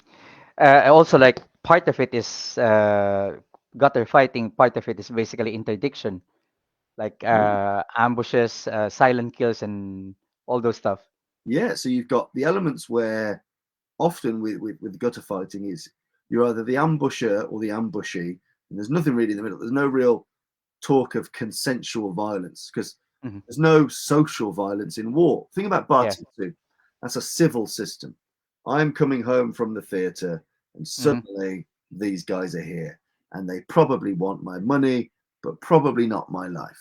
Yeah. Hmm. So that's a social piece of violence. You look at World War II combatives; it's completely asocial violence. Different. Yeah. Yeah. It's to the death. So if I can kill you from behind, if I can beat you with a hammer while you sleep, I'm going to beat you with a hammer while you sleep. I'm not going to wake you up and then chop you in the throat. What pointless. Yeah. And on the flip side, people aren't going to play nice with you either. So getting people used to deception and deceit and surprise, all of these things are very important. Build a robust character. Hmm. Okay. Right. Yeah, and plus, yeah, of course, the mindset that you need to build with all your operators is quite different Yeah. from a civilian point of view as well. Yeah. Yeah. And Fairburn is very upfront. He's like, in this curricula, there are X number of techniques. You'll probably remember 4, get good at 4, trust 4 more than you trust your mom. That's all you're going to be able to do.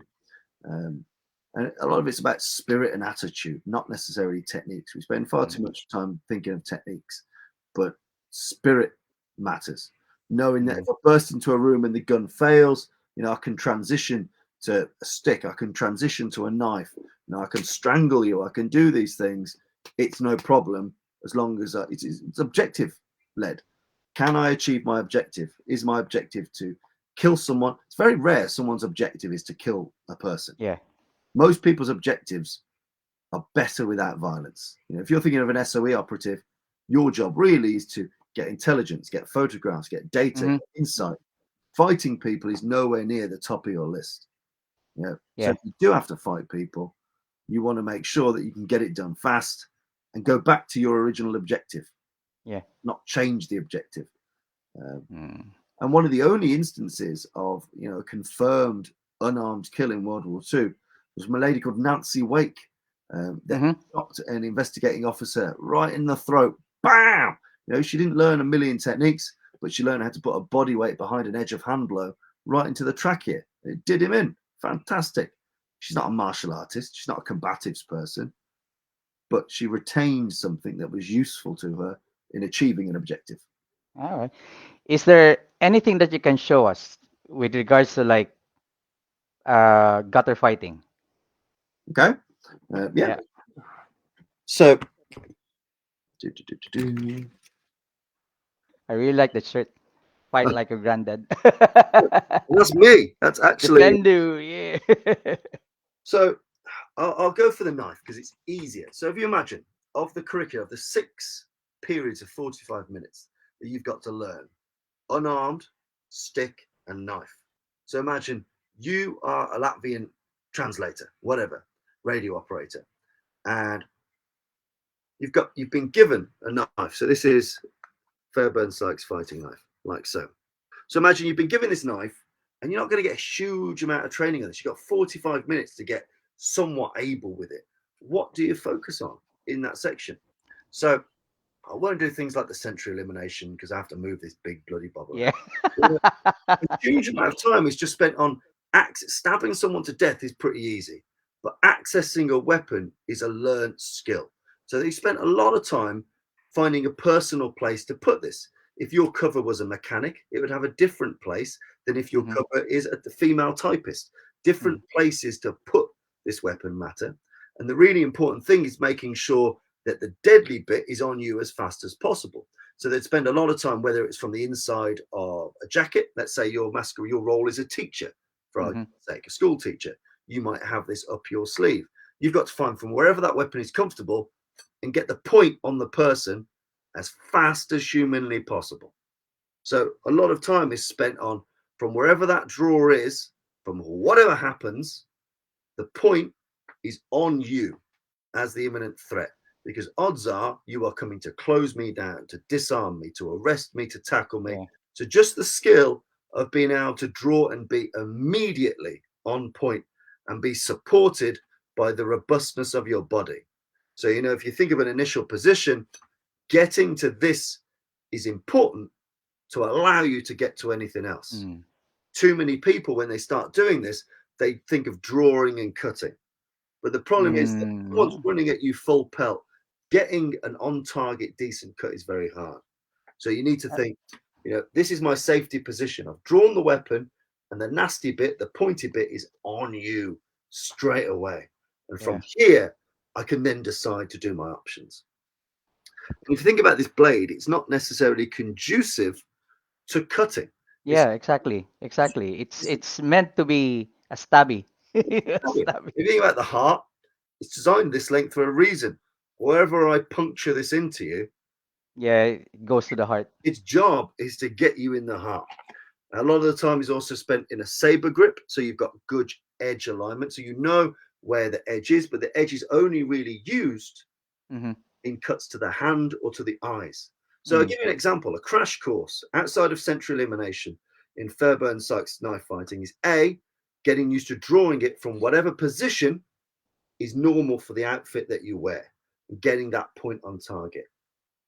B is cutting to the hands and to the eyes only. That's our only real focus. Fairbairn in his books talks about other types of cut, but in his later films, he redacts it all down. Hands, eyes, stab. That's all he tells you to do. No matter what you're doing, if he's pulling a gun, hands, eyes, stab.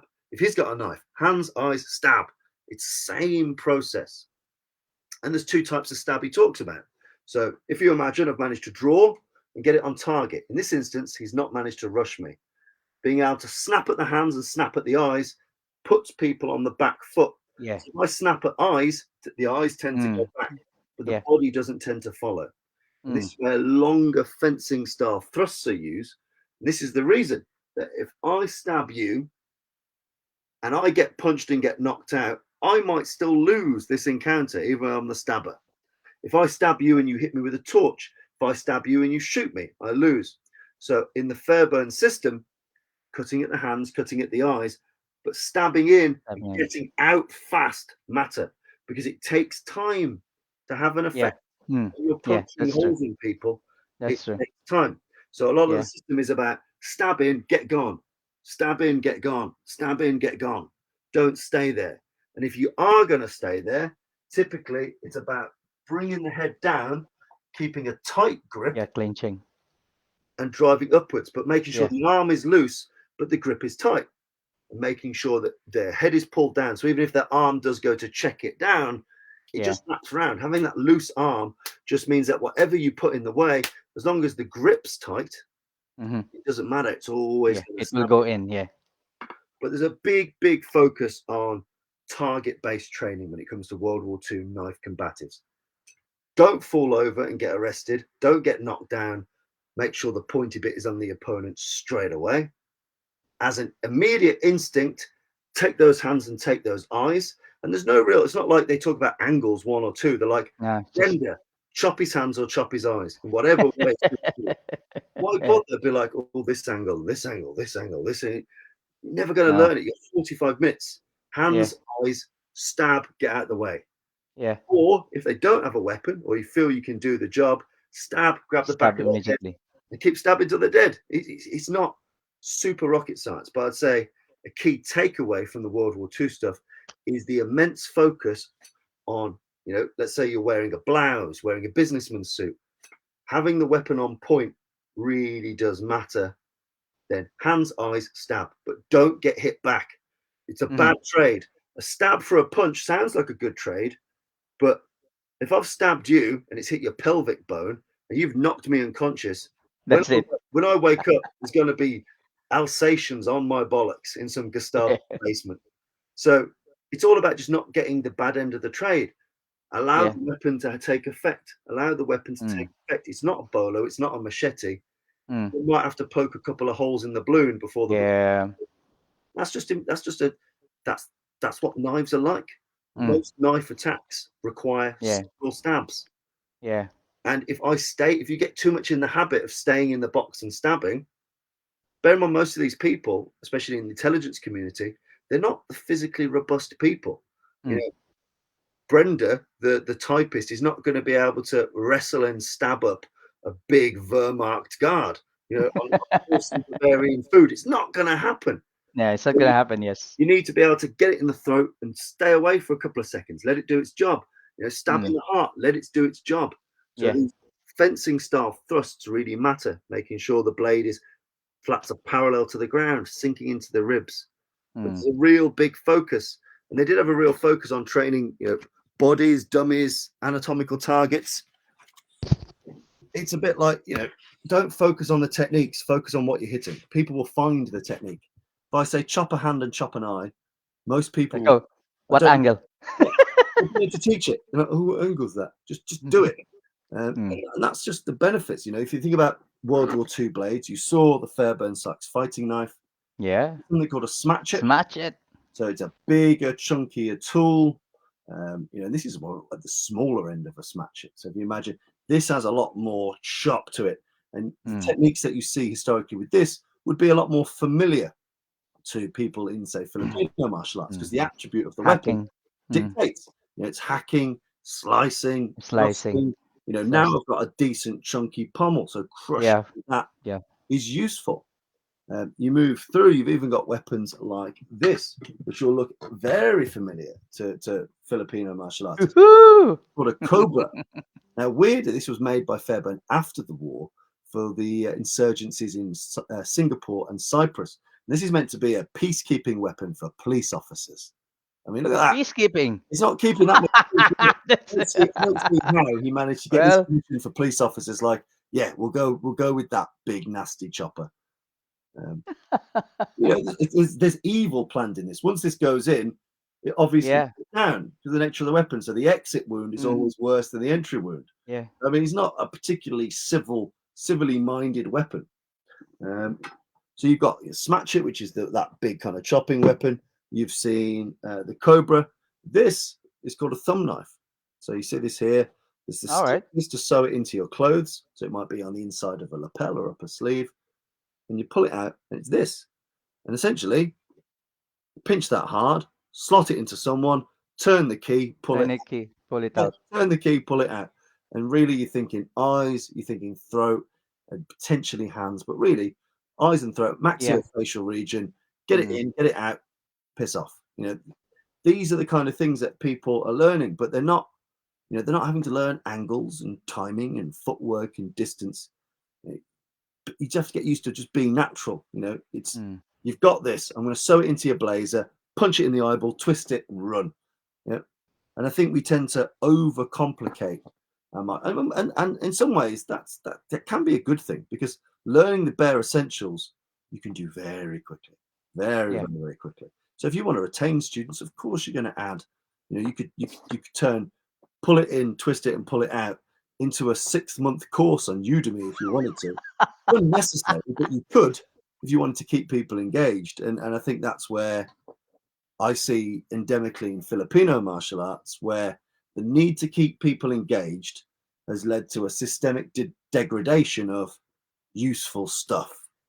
But that's not bad in of Mm, itself, as mm, long as it's communicated clearly. This is yeah. for fighting. This is for fun. This is my rifle. This is my gun. Yes. It's you know, and as long as people are clear with that, I teach fun stuff all the time that I know don't Mm, work.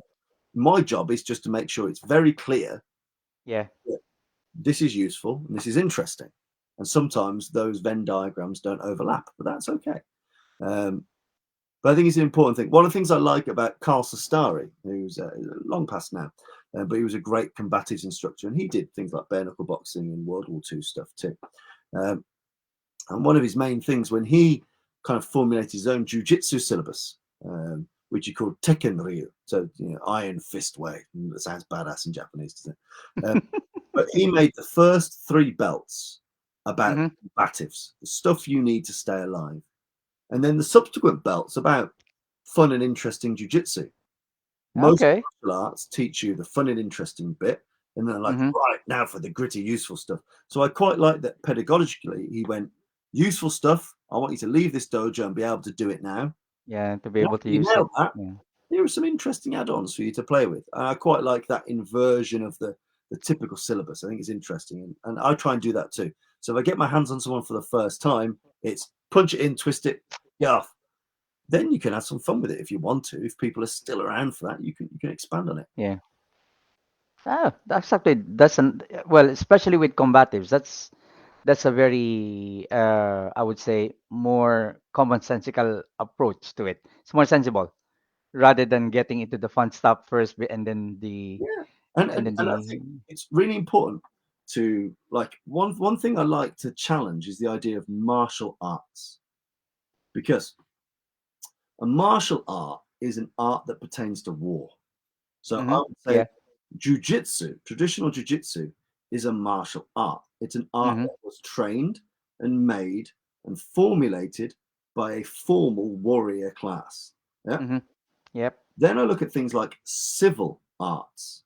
So civil arts will be things like boxing, like Savate, hmm like, for example, karate is a civil art. It's designed for Yeah. normal humans to protect themselves against normal human civilian threats in life. hmm So karate is a civilian art. It's not a martial art, really. It's a civilian art.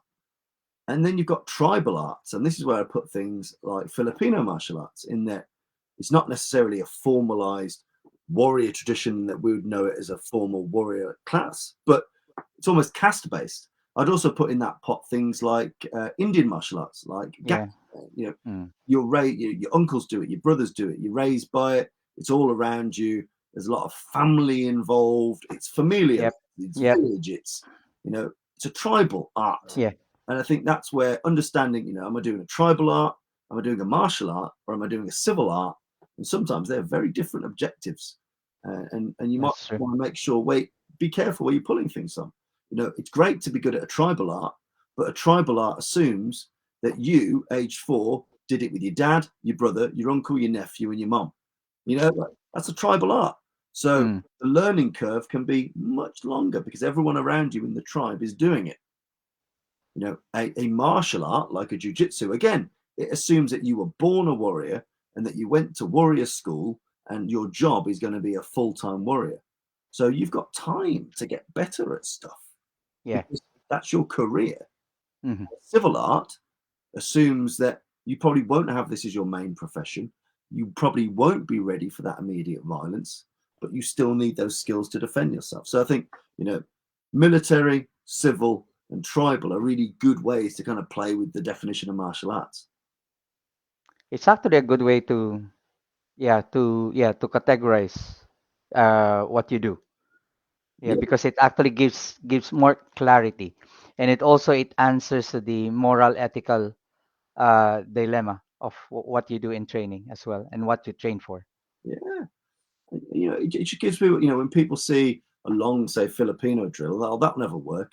But if you think about it in the mindset of a tribal art, you're doing it every day with your family. So it doesn't matter if you've got these extra Mm. drills and things that seem superfluous because it's a cultural tribal thing. It's gonna Yeah. it's you're not training for a specific event or a Mm. specific war.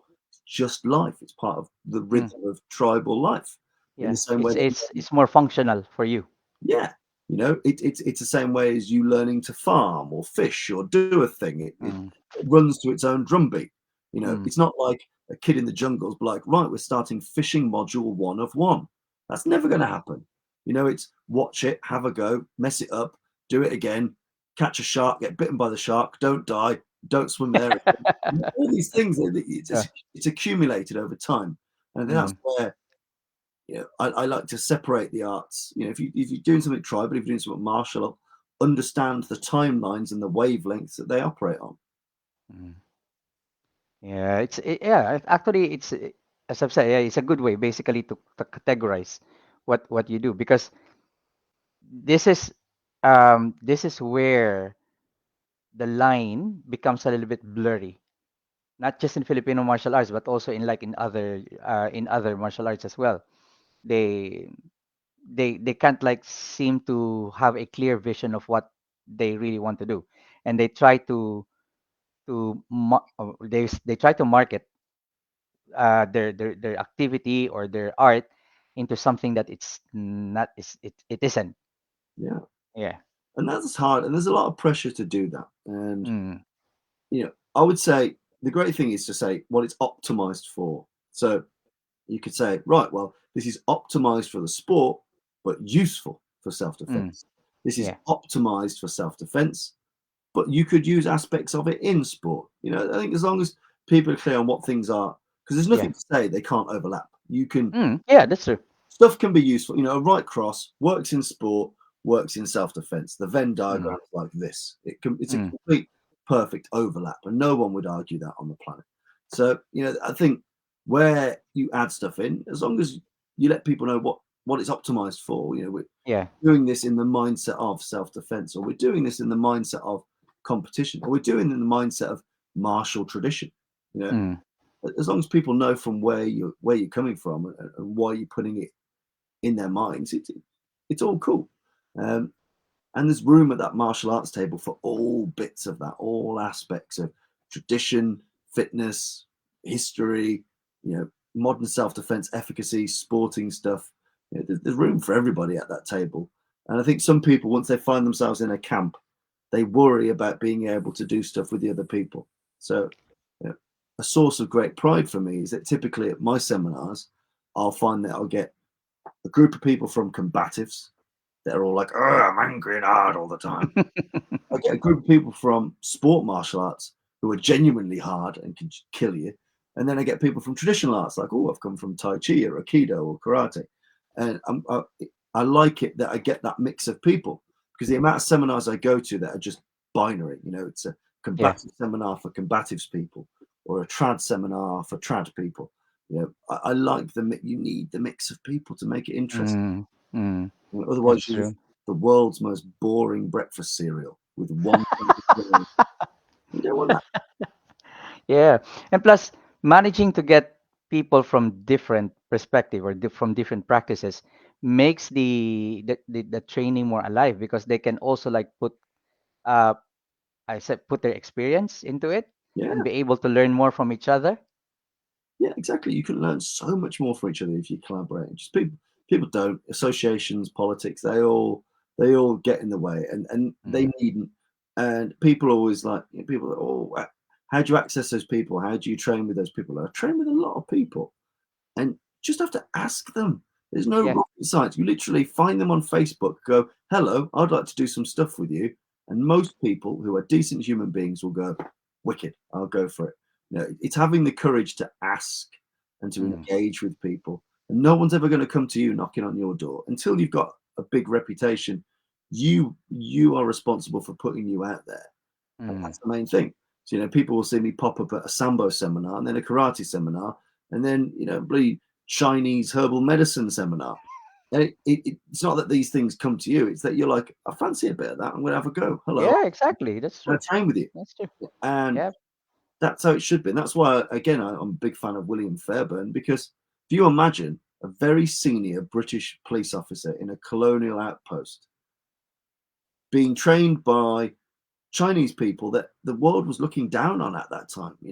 China was Yeah. seen as the sick man of Asia. To be Chinese was not something that people took huge amounts of pride in. Mm, William Fairbairn, very authoritative position, like, I will learn some kung fu from you. Please teach me. mm, And then go to Japanese officers and be like, I would yeah. love to learn some judo and jiu-jitsu. Please teach. Imagine at the time, Japan is so suspicious of the West and is growing. Of The course. Yeah. war is True. definitely going to go happen. But Fairbairn can still go get his black belt from the Kodokan because he's just a human that's saying, I would like to train with you. And all good martial artists recognize that desire in people. Yeah. If you That's put true. yourself Yeah. out there, good things will happen. Yeah. And if you don't, Yeah. you'll just do the same shit forever and people will forget you. That's the main thing. That's actually very true. That's very true. Okay. Oh, Harry finally joined us. He says, "Sorry, I'm late." Disappointed. He missed the stick bit.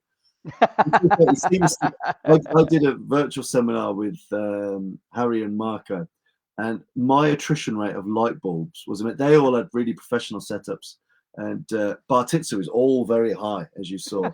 So the sheer volume of light bulbs I went through, I probably went through like Belgium's equivalent of a year's worth of light bulbs in that seminar. Yeah, everybody goes, "Oh shit." Everybody's done it. Every man's done it. Every man's done it, and then heard his missus go, "What was that?" And the actor immediately go, "It just blew up by itself." Aliens. Yeah, aliens. Okay.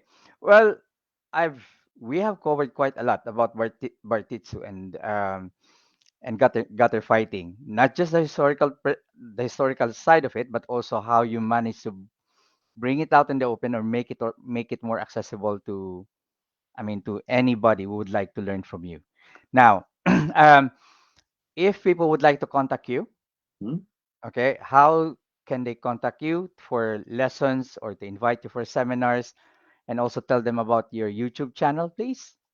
Yeah. So I mean, the easiest way is to open up a bedroom window and just shout "Tommy" really loudly until I hear it will get passed on through villages and streets and town to town, and eventually I will hear it. So if you're watching this and you're in Manila or Bangkok or Taiwan, just keep shouting it, and eventually I'll turn up. Might take years, but I'll be there. Um, Failing that, what you can do if you'd like to get your hands on my books, so you can search the Shanghai School of Street Fighting, and you can find that on Amazon, all around the world, and it gets printed near you, and it's just cool. It's cool, full of different drills, World War II combatives, lots of techniques for you to play with. It's a book I want you to play with and have fun. Modern Bartitsu, this one, again, huge amount of techniques to play with, striking, grappling, weapons, both cover all aspects, striking, boxing, weapons, scenarios, drills that you can do as an instructor or as a student. Both of those you can find on Amazon. So Modern Bartitsu or Shanghai School of Street Fighting. You are more than welcome to come find and add me on Facebook if you search Tommy Joe Moore. I've reached the friend follower limit. I can't be bothered to make a page, but while I will eject people, most likely Pakistani retailers of martial arts, who add me every day. Dear sirs, would you like some branded rash guards or gloves? I'll just find 10 of them, delete them, and then you guys can join it. So please do find me on there. You can search Bartitsu Lab on YouTube, and there's about 437 videos. I say about, precisely 437 videos on there, many of which are rather long, all of which are free, and there are seminars, tips, training techniques, stuff that you can do in there. So do go on the YouTube channel. It is festooned with things that you can play with and try out and then see if you enjoy it. And I'm always very open and happy and willing to go to seminars. So wherever you are in the world, I've just got one payment policy. Get me there, cover the cost of getting me there, a Mars bar, and half of what you charge people to be there. So whether it's 2 people and you've charged them £10, or 50 people and you've charged them £150, it doesn't matter. It's universal. It's 50-50. Just get me there and rock up and do it. And don't worry about having big numbers or anything like that. I really love doing this. Good martial arts don't pay the bills. So if you find martial artists that are teaching full time, probably a bit crap. Most people have to do a normal job to survive. So go with That's true. That's very part-time true. martial arts instructors. They're the way forward. But absolutely, find me, ask me for a seminar, ask me questions, pick my brains, comment on videos, whatever you want to do. I'm open to absolutely anything, face-to-face, virtual stuff. I just love all of it. I live for this. I was put here for this. So I'm always happy to help That's people in anything. that's your destiny. Yeah, Your calling. my destiny is extremely niche martial arts that will reach approximately 30 people. That is my kage, my raison d'etre. Yeah. And I see Gulam has asked best way to start a Bartitsu club in your area. So what you need to do, understand where your area is, open a Bartitsu club. Simple.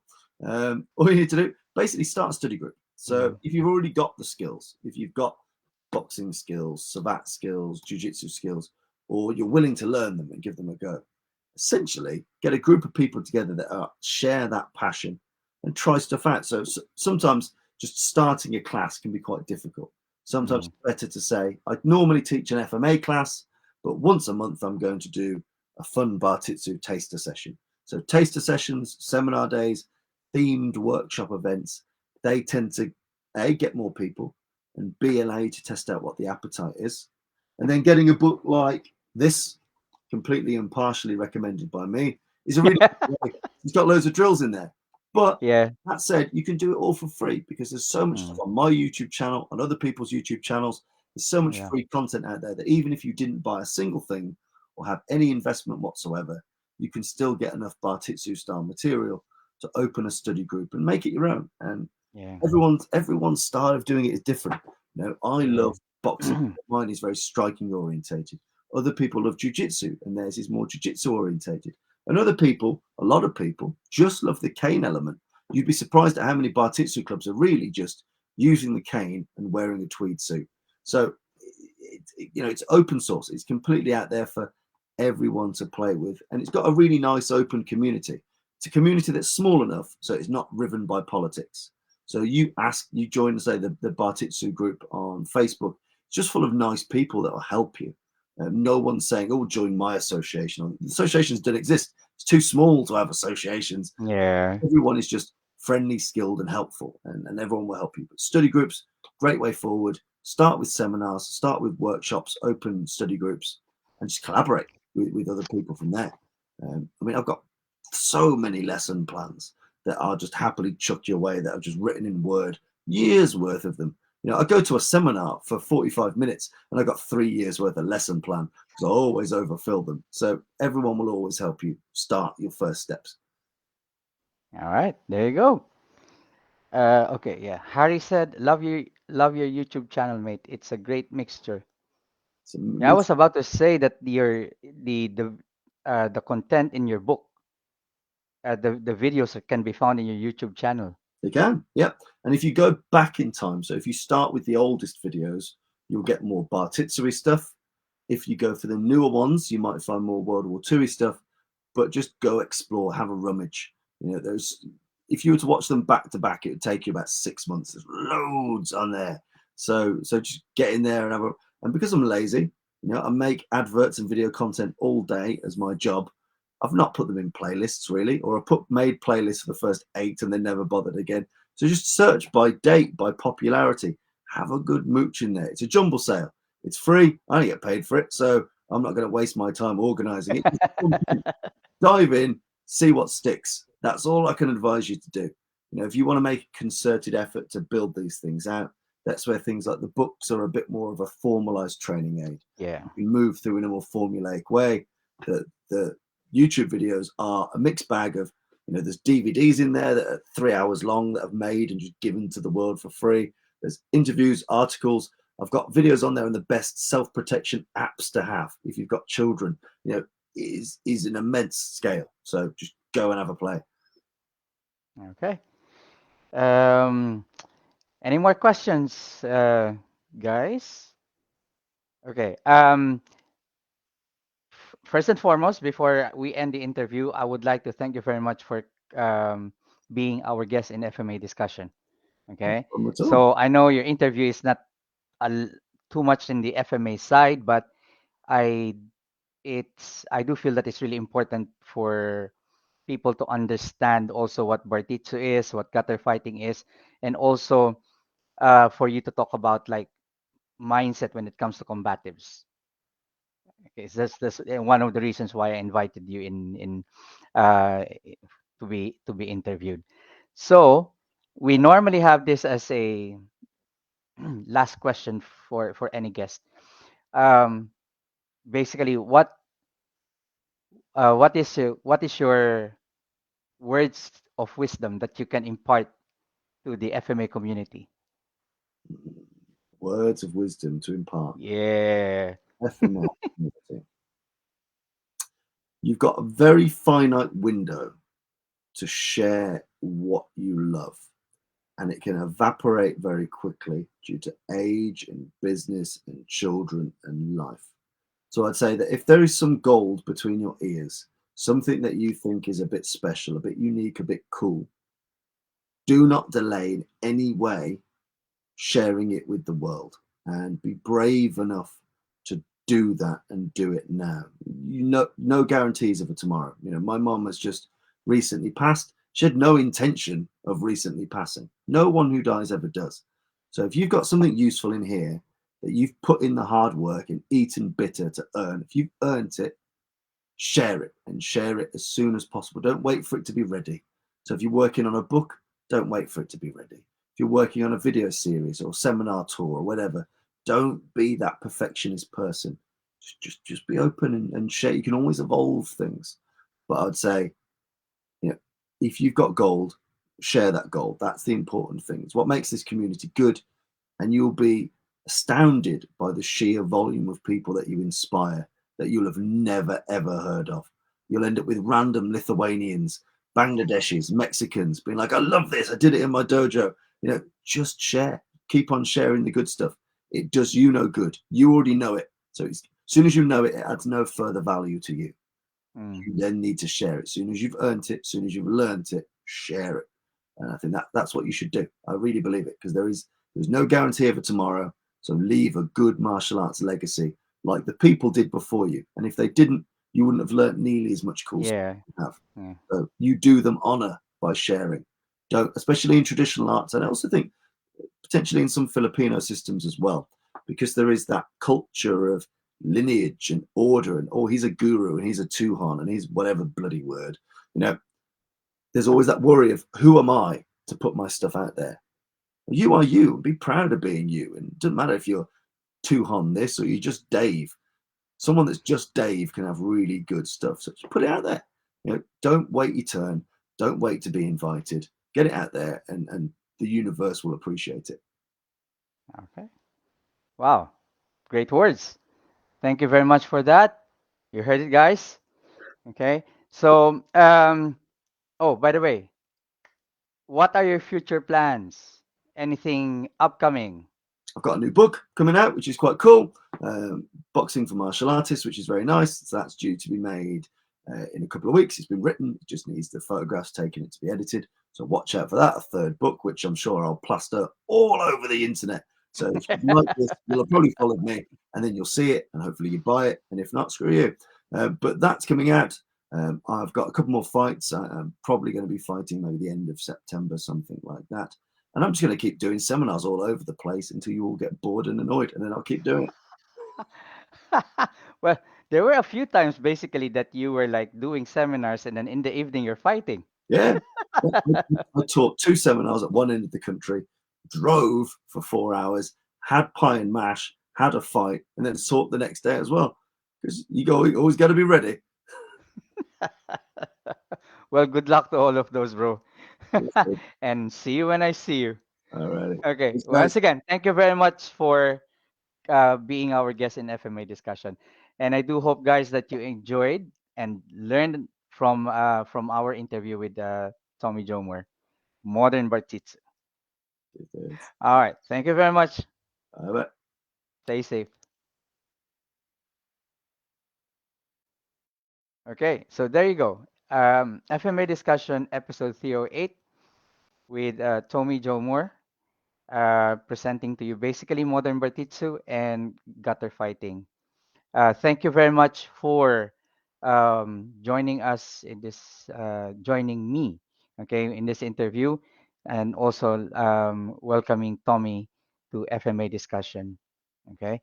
Uh, thank you very much, guys. Enjoy the rest of the week.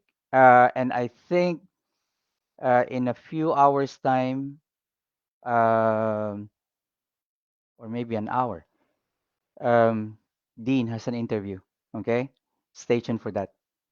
Till the next time. Oh, next week I'll be interviewing Matthew Chapman. You know him as a meat master. So Tuesday is going to be the test run, 10 p.m., and Wednesday is the actual interview. So join me for that interview with Matthew Chapman.